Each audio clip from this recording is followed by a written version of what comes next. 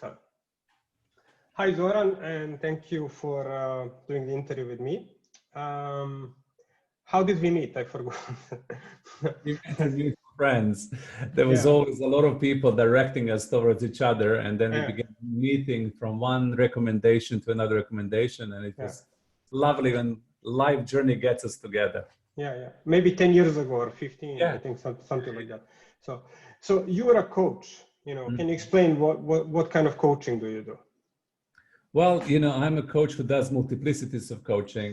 What I've been playing with in the last 20 years was mostly leadership coaching, executive coaching in big organizations.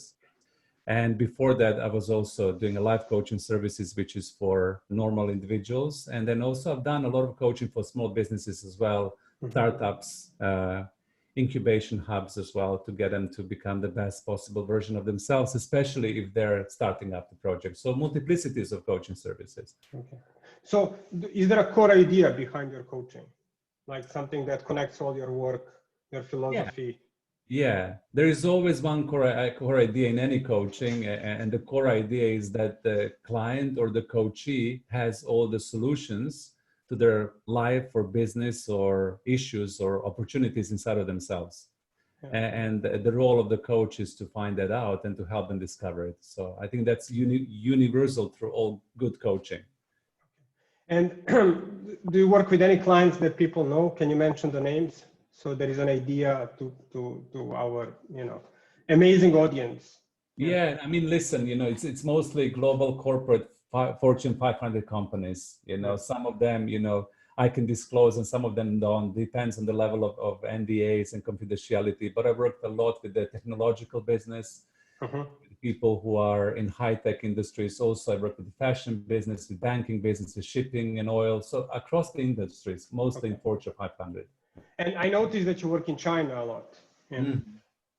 I know a few years ago when you spoke, I always saw on your Instagram there is a lot of Chinese workshops and stuff like that. Yeah, listen, my China adventure, like anybody who goes to China has an adventure. It took me there 8 years ago, and I've started working with the Chinese organization Alibaba. I can mention them as well. So we were kind of offering them in leadership development and coach training.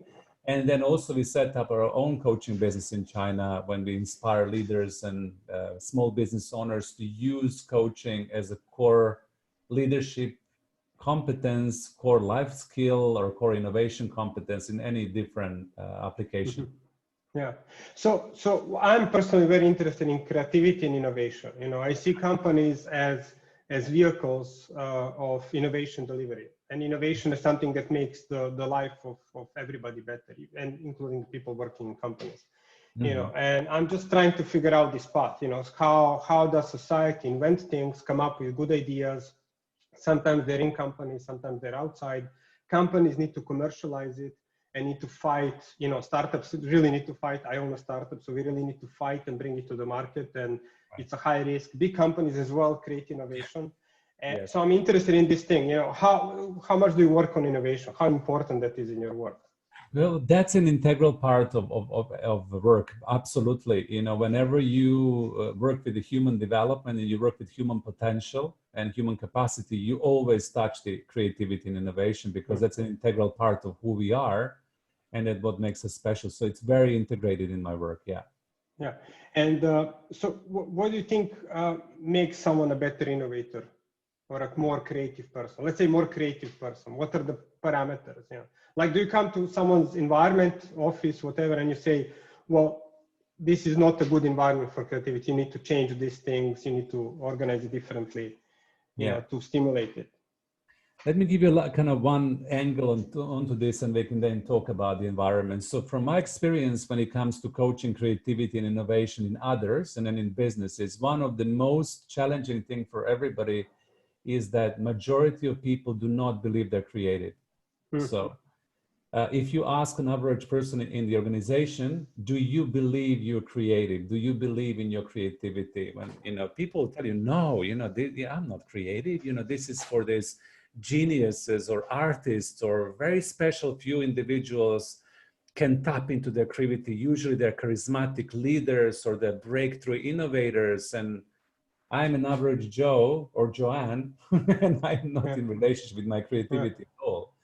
So when I approach creativity, it's number one. It's for me, it's the elimination of this belief or misconceptions that you are not creative, because every single human being is creative.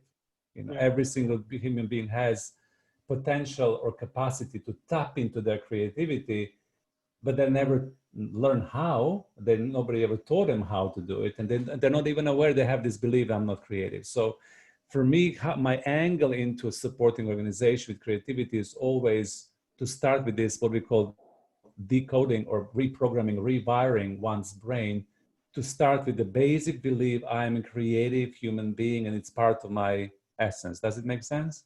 Yeah. I mean, I have the same impression. And I actually made a blog post where I calculated that, like, I don't know, like 30-40% of people, I don't remember now the number, in globally are actually innovators, There you go. so they actually participate actively in innovation. It's a huge number, considering that we believe it's like 5 people, like Elon Musk, and someone actually it's like 2 billion people. Yeah. That's it. And you always position these top people on the top of the scale and say, my God, she's so creative. I would love to be like him when I grow up. It's not true. We're all creative. Yeah. And so once when you begin being in relationship with your creativity and you begin owning your creativity, you're actually tapping into different parts of your brain. Mm-hmm. And I think the brain is wired in a different way. Then you cultivate your creativity, you're able to become and share your creativity with others. Yeah. So that's my starting point always. Yeah. Well, so that seems to me like it's also an issue of a little bit of confidence, because when I was younger, and I did an interview with this friend of mine, and he really helped me a lot in my life, Miltos Manets, as an artist. And he found me, he saw my projects online when I was 20s, early 20s. He says, you're an artist. And then when he said I'm an artist, I became an artist. Yeah. I did an interview with him, but it's too crazy. I'm not going to publish the interview. I did it last week. Why not? I mean, I think that's one interview I'm not going to publish. I keep it as a blackmail. Forget. yeah, if you does. So anyway, so that gave me confidence, and then I was like just growing out of that. But when I work with people, many times, the problem I have is people tell them that they're creative. I tell them they're creative or someone else, right. And they get excited. But they lack the experience of being creative, because creativity also means you try 1,000 times and you fail 1,000 times. And they get very upset and depressed. They want to go back, like it's even worse than before. So how do you overcome that stage, that process? Absolutely. I mean, just reflecting back on your friend and what he told you, I love that. When somebody labels you as artist, and when somebody tells you you are an artist, you're creative, it lands inside of you. And especially if somebody that you regard and love or appreciate their work, it's very important things to say. Same thing with other people. When you tell them you are creative, they want to. And they recognize this inside of themselves. And then exactly as you said, how do I do this then? How do I practice my creativity?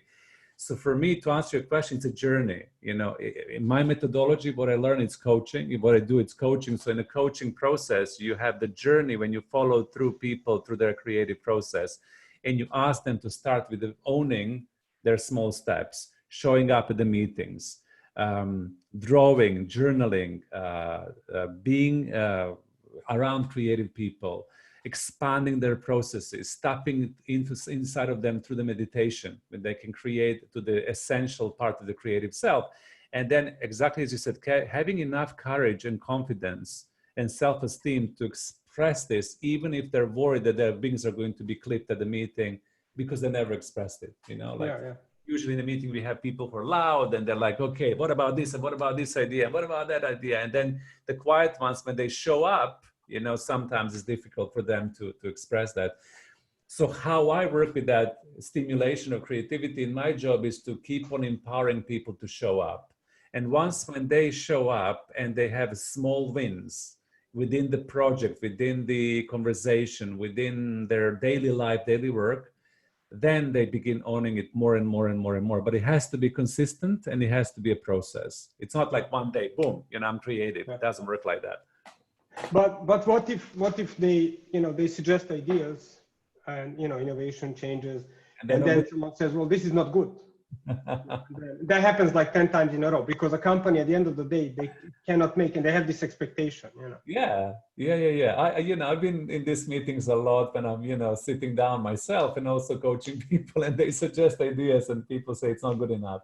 Yeah. But this is what I'm saying to you, if you are somebody who is sensitive and creative and you show up and your wings are being cut because somebody there who is a decision maker, or even a steering group, even the group of team can say, well, Nicola, Zoran, this is lovely, but this is not a good idea. You have to develop resilience and confidence so that you understand, move on. Yeah. Okay. Fly, this is something that not my team didn't like. I need to go back to the drawing board. I need to challenge myself more and come up with something else, because if you think about creative minds, the challenge, it's an essential part of the catalyzing creative process. So if all of your ideas are accepted, everybody loves them, you just show up and there's no this fusion of your struggle with your challenge that really breeds a breakthrough of innovation, right? Okay, that's interesting. I like the word resilience. I think that's really good, that people need to be resilient, and because I'm very interested in open innovation now, like masses of people that are outside, that are not the core team, and they're suggesting a lot of things. And statistically, I think 1 in 1,000, 1 in 500, 1 in 20,000, depends on the type of a project succeeds. So that means that there are thousands of ideas of people that actually sat down, were thinking, participating, and then they're all technically failed. They were all rejected. Only few passed through. But from my perspective, I always find it fun to even participate. But I think if you go to 10 times and 10 times you fail, then you are at some point you're like, wow, it's not working out. I'm not this and that. So I'm just dealing with that. My idea is that I want to increase this amount of ideas, and it's a numbers game. The more ideas there are, only few ideas, there is a bigger number of ideas that goes through that makes things better. Right. And, it's just like this negativity when people fail. How do they continue more and more and more constantly all their life? Not like for 1 year, for 2 years. I want people to give ideas for 50 years. Maybe they're better than 50, so they never give up. Yeah. To become the idea generators. But listen, that's also linked to the life force energy, because you're tapping into the spirituality of creativity. When you are in relationship with your creative energy, you're in relationship with life, because life is creative. If you look at nature, if you look how everything is interconnected around us, if you look how nature is so creative in its chaotic and lovely ways, and you connect to that part inside of you, you are in relationship with the life pulse. When you have that life pulse energy inside of you, then the creative ideas will come naturally. Our society is challenged on a certain level because we've been trained to experience creativity only through using our minds. And this is how a traditional school is structured. You have to be using your IQ to come up with a valuable solution, but there is much more to us than that. We have heart, we have emotional intelligence, we have soul, we have spiritual intelligence, we have intelligence around us.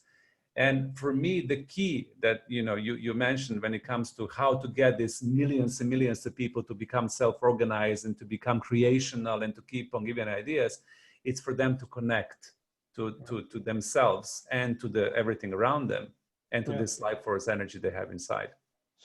So I'm just you mentioned meditation, you mentioned spirituality, and obviously, I'm not how do you say, I'm not a spiritual person, unfortunately. Maybe at least you don't think you are, anyway. Yeah. Well, for me that's a high standard, and I always argue. So what do you mean by spiritual? How do you first define it, so I can see if let me see. Yeah. Spiritual, it's a tricky term that everybody's using nowadays, especially in the New Age movement, and it confuses people. Can I say something? Just to give you my experience, what I think where I came close.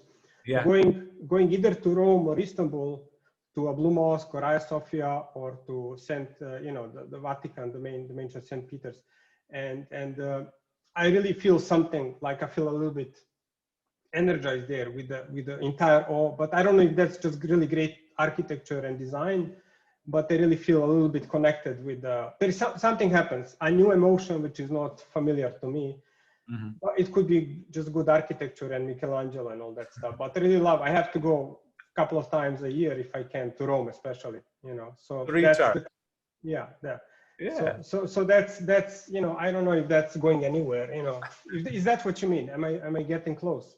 You are in your own way, yes. Yeah. In your own way, you're getting close. It's about connectivity. For me, spirituality is equal feeling connected to yourself, feeling connected to the environment around you, and then feeling connected to a source of energy that you can call in any different words in different languages. You know, you can go as religious as connected to God, to religious to connected to nature, to less religious to connected to the infinite creator. So whatever language works, but it's about connection. So you're referring, because as a designer, as someone who creates, I always believe that, I mean, I grew up reading Jung and Freud and all this stuff. This was like my elementary school reading. I found Fromm and Freud in the elementary school library in Belgrade, and I was like really blown by it. And I had people suggest to me when I was a kid, I don't know why. And so I really like this idea, as you said, I mean, that these words are representing the intuitive, you know, relationship that we have with things, and that we obviously are aware of the conscious, which is in front, but we have so much in the back. And I'm not a psychologist or anything, but as a designer, I know I have to listen to something else. If I'm going to make a good product, I have to be in touch with the intuitive side. Otherwise, the product is not going to work, because if it's only consciously designed, that's what I call accountant's design, meaning I can measure and I figure out something is like 2 seconds faster. And that's not my type of design. I like to know the technical side, but I really need to tap into that. Design is basically, I see the creation is tapping into that intuitive side. And that is like, we don't know what it is, but it's extremely powerful. And we always pretend it's not there, especially among engineers. It's always like, you know, everything has to be measured and stuff. But I mean, it's extremely powerful, you know. Is that what you refer to spirituality? Yeah, absolutely. The essential part of your creativity is being connected to your intuition, because you're absolutely right. When you are connected to that feeling inside of you, that feeling breathes up the life energy force into your creative project, and it guides you because it knows more than what mind knows. You know, we have, for sure, whatever we read, however intelligent we are, however educated and sophisticated we are, you know, there is a limitation to mind. You know, the feelings are extremely important in creative process, as you know, and that's why you use your intuition. Well, I think when people think in words, that means that they're limited by language. For me, language is extremely limited. You know, I'm a poet, and that's as much as you can push the language. You know, when you switch to images, or general experiences. When you educate kids, you need to put them in experiences. You cannot just use images and words. And then they are like, the brain is really then working on like, that's it. Yeah, like this is 1 million%. Absolutely. And your explanation there, it's lovely, because that's what I was mentioning. When you activate different parts of your brain through imagery and through images, then that creative part of your brain starts working. And this is when people feel that urge and feel that, wow, look, and they begin surprising themselves as well, you know, because sometimes creative process is challenging, as we said, but it's also surprising. You know, you look into the creative, like, how in the God's name I've created that, you know, I didn't know I can do it. So but nobody knows. Yeah, nobody knows, but activating that part of your brain facilitates that as well, you know, tapping into intuition. Because I spoke with engineers, I spoke with the CEOs who are product designers. You can check the interviews that I've done. And basically everybody says the same thing. It's a black box. You know, they know how to put themselves into the state. You know, both. It was very interesting. I have an interview with Rafael Rono, who is a contemporary artist, and Mirko Pegoraro, who is a person who designed these amazing products, and you know, is very successful. Their description, you know, of designing something which is for construction and an artwork is the same process. It's a black box, and they put themselves into the state, into the situation, and then something comes out. You know. And it's always themselves alone, and sometimes they fail, sometimes they don't, you know. You know, when I coach people around this, I tend to get really challenging, and my ultimate challenge to a normal individual, not somebody who is in a creative sphere of their life, is that I use the language becoming a creative genius. So, and when you use the creativity and genius together, becomes very challenging for people, because the association of the word, as you said, limitation of genius, is that you think that that's Michelangelo, that's somebody that you really highly value on the scale of their creativity. But to own that part of you, to own that space that you are a creative genius and that everybody is a creative genius, the only difference between somebody who is out there is that they're in relationship with their creative energy, in relationship with the creative processes, and somebody else is shut down. So that's the only difference for me. And if you want to activate that part of you and awaken this part of you, then you just need to own it. And in the coaching works really well when you mention other disciplines there, because coaching gets people to own the part of themselves that they would not own otherwise, because they're not invited in that space. Yeah. What do you mean by owning? How would you define that? When does it start and end? Yes. It's saying, I am creative. That's the first level of ownership. Instead of somebody asking, are you creative, Nicola? You say, no, I don't know how to draw. Usually people that I don't know how to write poetry. I was never good in school. And people tell you, I have these creative classes in school. I sucked at that. Most of the people tell you. So first thing is that, owning your creative self and finding your own creativity. That's step number one. And then last step, which is for me step number 10, it's owning your creative geniusness, knowing that inside of you, there is a part of you that holds the puzzle of collective. And you talked about collective a lot, but you mobilize the open source creativity project, that each and every individual holds the puzzle, and when we put the puzzle together, it lights up. So for this to happen, each and every individual has to contribute and give back into the whole their own puzzle of creativity. And that's what we define as a creative geniusness. Yeah, does it make sense? Yeah, well, the trick I use is I tell people if they made a sandwich in the morning. So I consider making a sandwich a highly creative activity. That's kind of like enables them, because everybody makes a sandwich. And the fact is, when you make a sandwich, I always think it's extremely high risk, because if you are drawing something on a paper, you cannot hurt anybody, but the sandwich you need to eat, and you need to feel the taste. You feel the taste yourself, and every human being can tell you something is tasty or not. Basically, we all kind of agree on the same things. And the sandwiches, for me, is extremely important. Whenever they are kind of fasting, I'm not creative, they want to avoid it. I say, did you make a sandwich? Yes, so everybody made a sandwich, and that's a trick. But I don't have this terminology of ownership, and stuff. Yeah, I think that it's good to introduce this to people, not ownership in a space of, claiming something. It's in a space of you being to be in relationship and owning. That's the coaching term, owning your creativity. It's same thing, owning your presence, owning your charisma, owning your intimacy, owning something that you hold. You're not just letting it be. You're consciously in relationship with it. Yeah, you accept it as your identity, I guess. Yeah. You accept it as your identity. That's it. Yeah. That's an even better definition of it. Yeah, and that means accepting additional responsibility. Then that's maybe. Yeah, because I like responsibility. For some people, they don't want to call it that way. And the way I see design, I realize first I'm a designer, then I'm an innovator. And then I realize that innovation is kind of, I see it as a way of helping people I don't know. How am I going to help someone in China, for example? I cannot go there and help them out physically. I don't know who they are. I cannot wire the money. But how can I can create something new that spreads? That's innovation. That's how I see innovation. Even in the worst cases of innovation, I believe it was basically motivated by helping people you don't know. Otherwise, otherwise, if we don't have that need to help someone we don't know, we would be just helping the people that are like next to you. And I see that as maybe, as you call it, like higher level spirituality, meaning there is some kind of intuitive force making us create things which are clearly not for us or people around us. Yeah. They are just for something much larger. Much larger. Yeah. And that's why I think innovation is extremely important in human.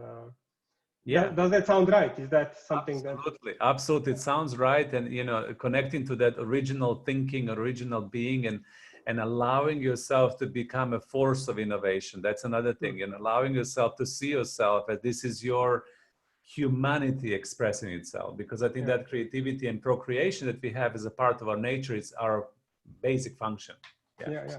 But how do you, when you work with a large organization, like large organizations, I mean, I don't know if you agree, but they do have a tendency to kind of snuff that, to kind of slow it down, we have this thing with shareholder value, which I think is like people in a company, they don't want to satisfy the customer, meaning someone else. They want to satisfy their superior, who is the person who decides on their life. They have the control of their life, So there is this power element, kind of like Foucault, master servant thing going on in organizations, and that innovation and all the creativity is channeled towards that hierarchy, not towards outside. So what I'm trying to do is I would like that it's more open rather than more closed. How do you deal with that? Do you see that problem? Or? I see this as a problem all the time, to be very honest with you. I can share a few bits and pieces that I do, but I see this as a bigger challenge because it would require the system to transform itself, right? Yeah. I've been coaching organizations, I mean, I cannot share the names, but it doesn't matter, who failed miserably because they were not inventive and creative enough, and they fall back in their competitiveness. Exactly for that same reasons, because there was a shareholder, there was the decision maker, they had an amazing creative team in R&D, for example, who were not tailoring their creativity towards what was happening in the market and what humanity needed, but towards the decision of the decision holder, who would say, well done, now you're going to receive your bonus for your creative input. You are a fantastic teammate, let's go. And then as that complacency happened, that organization lost their competitive edge, lost the creativity, fallen back, only because people were catering to that. Exactly what you said. Yeah. So for me, that's a tough one, because it requires system to change and requires us to have a different infrastructure with corporate organization when people are not tailoring to that person who is owning their life, being the minions who are obediently doing whatever they're being told to be able to create living for their families. It's a tough one. And the only way how I kind of coach people through this is that you have to be courageous enough, or we, not you, we have to be courageous enough to be authentic. And when you are authentic, you have integrity. When you have integrity, you have courage. When you have courage, you can then stand up in the situation and say to the decision maker, hold on a second, we're limiting our creativity here because of your limited thinking. What if we stand back and look into the bigger picture? Here is what I would love to recommend, even though you disagree with that. Maybe it will challenge your power and authority right now, but I would love you to see this, right? Yeah. You can do this, but you have to have courage. Yeah. Right? Well, yeah.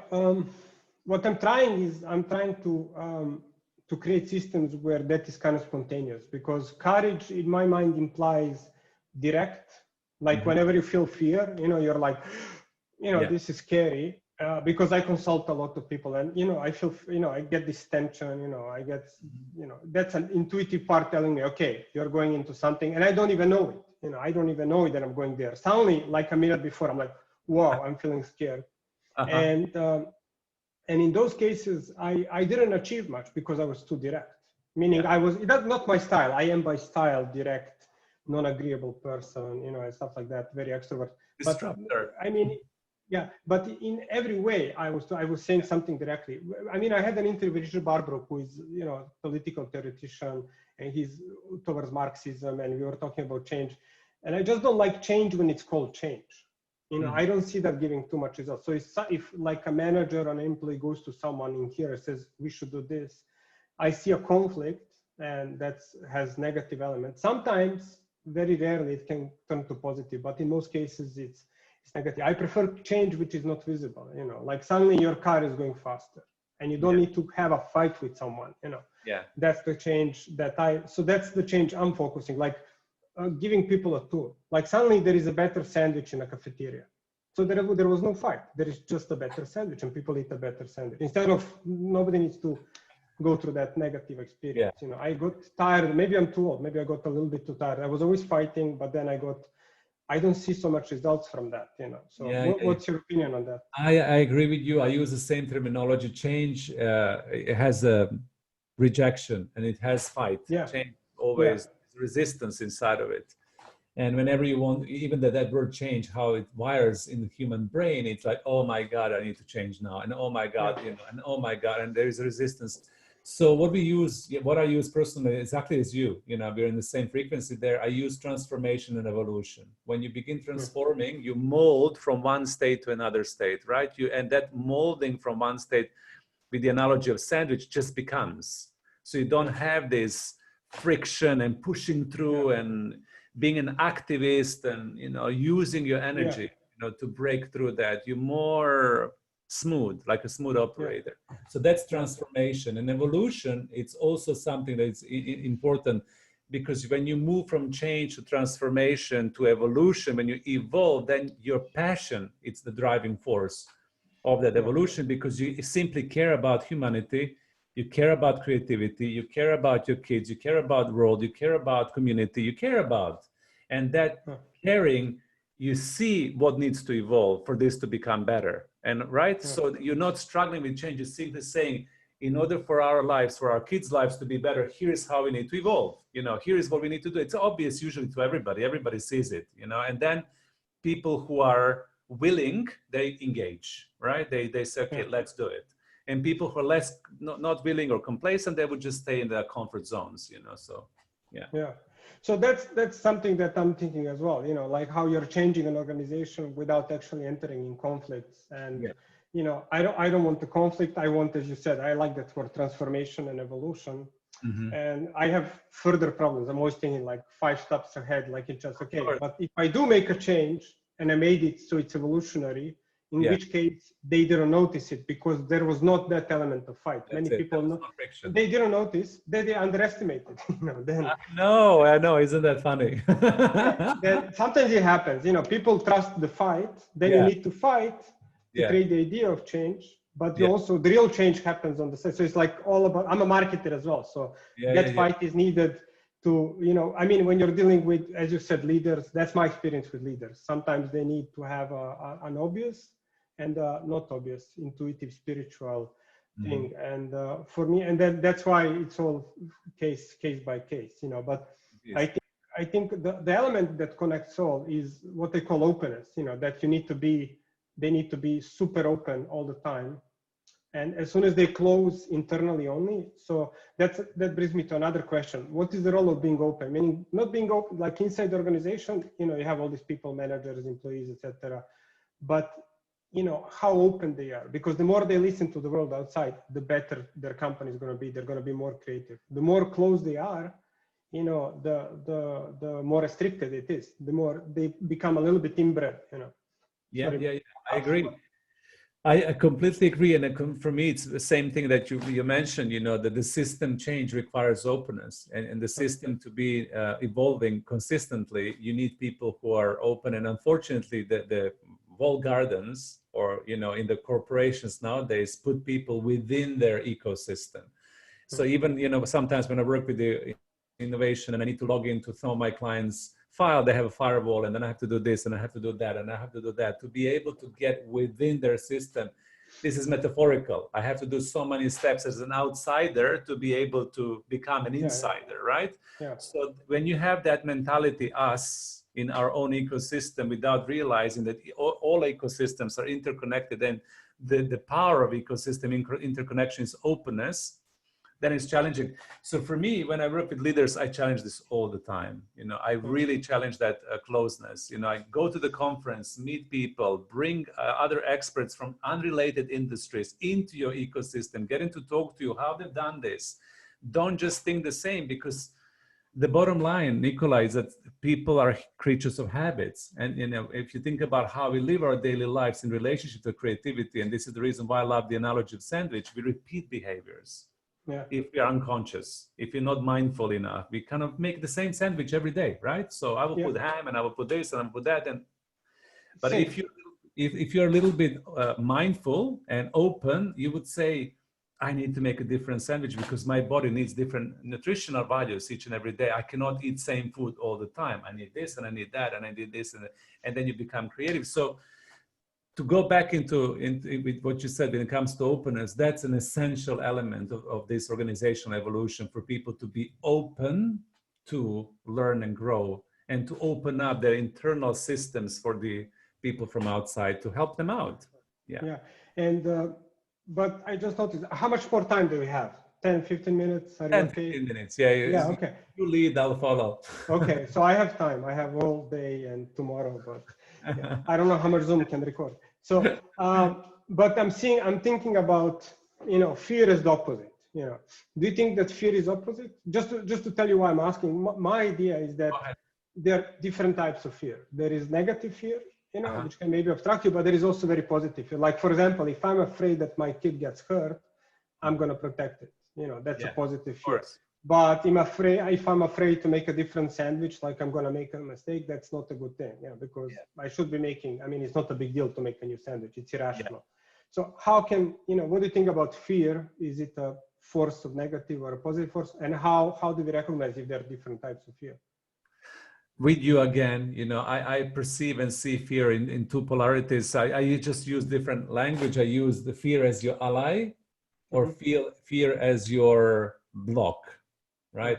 If you use fear as your ally, as the wise guru who is guiding your life and saying, hold on a second, hold on a second, here you need to be afraid and you need to pay attention, because what is the nature of fear? When you're afraid, you pay attention. So fear as an ally gets you to pay attention and it helps you to grow, right? And if you develop that relationship with fear, it's really beautiful one, and you cultivate it, it's amazing.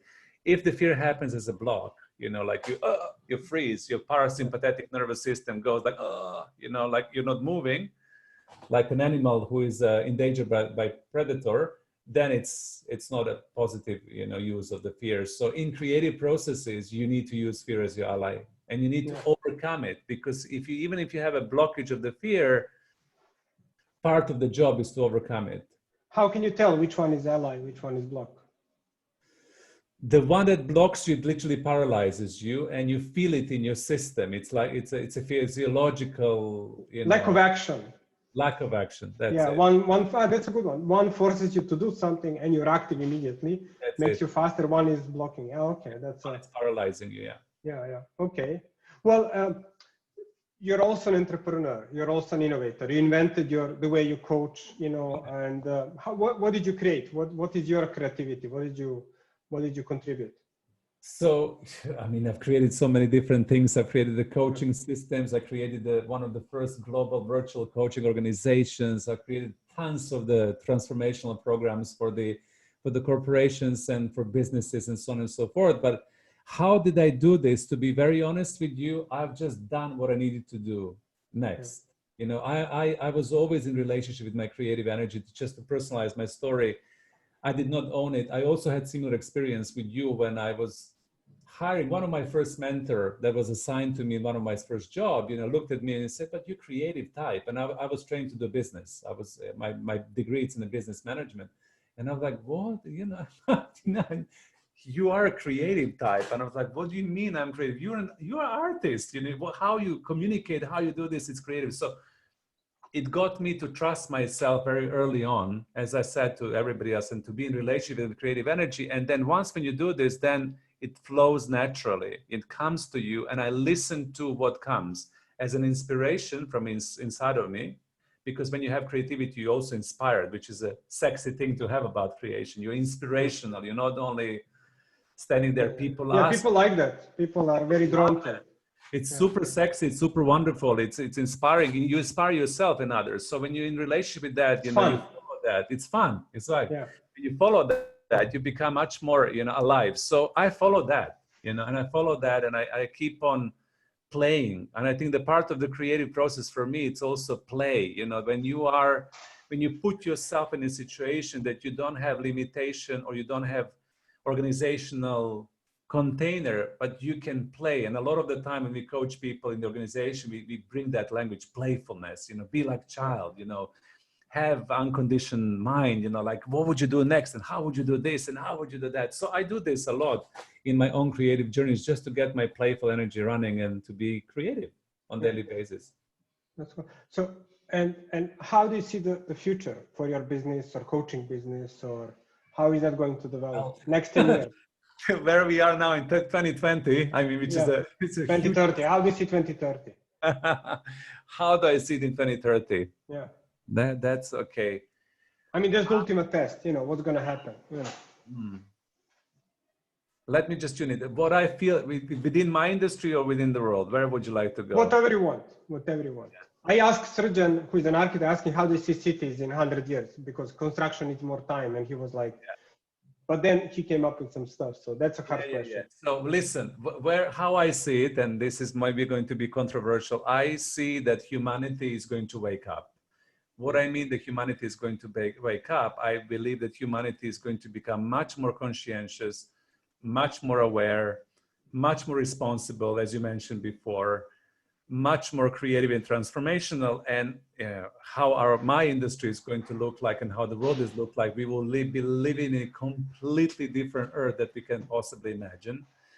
What I would love to see, it's the earth that it's harmonic, the earth that is full of unconditional love, the earth when people care about each other, the earth when people are creating for the benefit of everybody else, the earth when we have equality, the earth when we don't have any more duality, and so on and so forth. It sounds cliche, but this is where we're heading towards. And I think that everybody should have a coach that in that world, everybody should have the guide for their life or their creative energy, because there's a nature of us needing that support throughout our life, not only through the teachers and parents and people who are showing up as your guide, but I think that we all need to have this consistently, because like any good sports person, like any good entrepreneur, creative genius, they do have a support structure behind them to maintain their level of performance. So I would love to see the world when everybody has a coach all the time. So what you're saying is that the way I see it is that the way I understood is connecting. Again, I'm connecting your concepts to my concepts. Is that as people satisfy more practical needs, pragmatic needs, they're changing towards needing more abstract needs. You know, as we are not limited by the physical, we are more and more open. Excuse me, someone is walking. That's okay. So we need to be more in touch with, as you call, spiritual and abstract, you know. So I think at one point I said that all the future businesses are going to be consulting businesses, because you're going to have, as in the start, you're going to have the Star Trek teleport, or not teleport, the machine that makes anything they want, and then they're going to need, what do I make? They need to come up with the idea what to make. So that's going to be the difficult part. Do you have any questions for me? How do you see, you mentioned how do you see that in the world? How do you see the world in your industry in 30 years or in 100 years, whatever the time frame you want to use? Yeah, well, in my industry, I have a startup that's trying to introduce something new. So I don't even have, our industry is just starting. So we are in open innovation software. So there is a big trend. I think coronavirus was unfortunately a good move, because it's such a huge disruption. Yeah. It's absolute destruction of everything, we don't know where it's going to land. And I think open innovation, I think people now need to be mega, super, hyper creative or open or everything, because they're not going to be, they're not going to know how the world looks like, because, all these big companies could have done something, because, whatever was today is kind of very similar to how it was 5-10 years ago, but after coronavirus, they're not going to know. There's not going to be a reference point, so it's going to be completely new. So open innovation, meaning innovating, but listening much more to what's outside, observing much more. And it's not going to be enough to go do the typical marketing research, which was, in my opinion, always absolutely completely useless. It's a fake, it's for companies that pretend they care, they really need to go out. They really, like CEOs, leaders, they really need to go out. So, but that's, we'll see how much they do that, how much you mentioned the oil industry. I just read an article today that oil industry is going down even faster now, energy industry, and software industry is adjusting, but faster than others, but not so fast. Fashion industry, I don't know. I mean, I'm wearing fashion labels now, but first time I dressed up for you, so. That's wonderful. Yeah. I didn't dress up for you. I just have a t-shirt. You always look great. Yeah. So I'm in open innovation. I mean, software, not in consult. I mean, we can consult, but I want to make a tool that millions, I don't want to be limited by need. Yeah. Yeah. I think that the open innovation and creating the tools that many people can use is the way forward, because I really believe in the power of collective. So and more as the COVID situation passes, we will be forced to get into the power of collective to support each other in this creative breakthrough innovation. And we would need to come up with some, otherwise who is going to sort out this world after this? You know what I mean? We would need a lot of creative solutions, not one, not two, and a lot. It's like, I think the world they said 2 years to another year for Corona. I think after already 2021 is like, it's like landing on Mars. Literally, it's like landing on Mars. 2020 is, I don't know, I was in 90s during the wars and stuff. I don't, were you in Serbia, in Yugoslavia in that period? No. So I was I remember that the start of the war was still good because people had a lot of cash and positive emotion. It's only after that it starts to be bad. So, and then you're into something where you don't know, like suddenly it was really a chaos, after, a couple of years after. So I don't know what's 2021, 2022. Nobody knows. I think everybody knows this year. Nobody knows the next year or the second year after is a complete, total mystery. Anybody doing sales projections or any kind of projections now is, I think, they're just making it up. More than usually. So that's something that's very interesting to me. But listen, so let's end up in a kind of uplifting note, because that's part of my nature. Even if that all happens, I think that nowadays we're all called to step into that creativity. We're all called to show up for ourselves, for our world, for our family, for our organization. And now is the time when this mass creativity and your software, hopefully, it's going to mobilize people to show up. And for me, this is the most important thing at this moment in time. And I keep on, when people ask me, even at the beginning of 2020, what is the most important thing in this year? A lot of the leaders that I coach and a lot of the executives that I consult ask me the same questions. I came back and told them, we need to be creative. It's simple as that. Do not give your attention to anything else. You just need to focus on creative. What do you need to create to work through this year? How do you need to show up in your creative process? What is the innovation? Don't even give the energy. Oh my God, am I going to exist? It's irrelevant. Creativity is the most important. So I think in 2021, it will be the same, it's just focusing that energy in the creativity and starting. And as you and I talk, there is always a moment when you can start and own your creative spaces. I think people are most creative when under pressure. That's when it's hard time, then we are the most creative. We come together. We come together individually and collectively. Cool. Zoran, was very inspiring. Thank you very much. Always. And so I'm going to end it now. Wonderful. Have a great time. You too. Ciao. Thank you for inviting me. Ciao. Ciao.